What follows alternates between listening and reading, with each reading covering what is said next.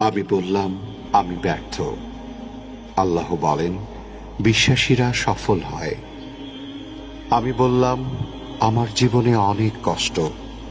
আল্লাহ বলেন, নিশ্চয়ই কষ্টের সাথে আছে স্বস্তি। আমি বললাম, আমাকে কেউ সাহায্য করে না।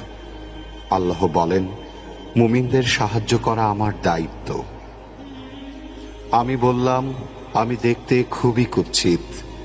আল্লাহ বলেন, আমি মানুষকে সৃষ্টি করেছি সুন্দরতম আকৃতিতে। আমি বললাম, আমার সাথে কেউ নেই। আল্লাহ বলেন, ভয় করো না, আমি মুমিনদের সাথে আছি। আমি বললাম, আমার পাপ অনেক বেশি। আল্লাহ বলেন, আমি তওবাকারীদের ভালোবাসি। আমি বললাম, আমি সব সময় অসুস্থ থাকি। আল্লাহ বলেন, আমি কোরআনকে রোগের নিরাময় হিসাবে পাঠিয়েছি। আমি বললাম, এই দুনিয়া আমার ভালো লাগে না।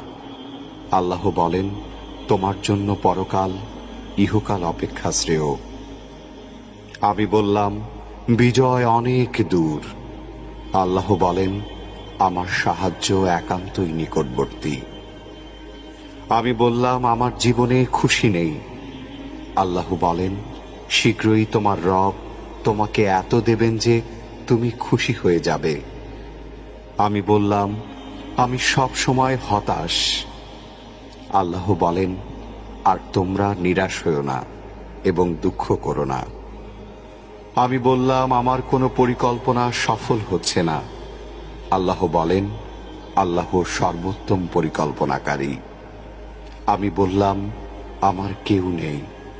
আল্লাহ বলেন, যে ব্যক্তি আল্লাহর উপর ভরসা করে তার জন্য আল্লাহই যথেষ্ট। এত নিয়ামতের ভাণ্ডারে থাকার পরেও সন্তুষ্ট চিত্তে আমরা আল্লাহর নিকট শুকরিয়া জ্ঞাপন করি না।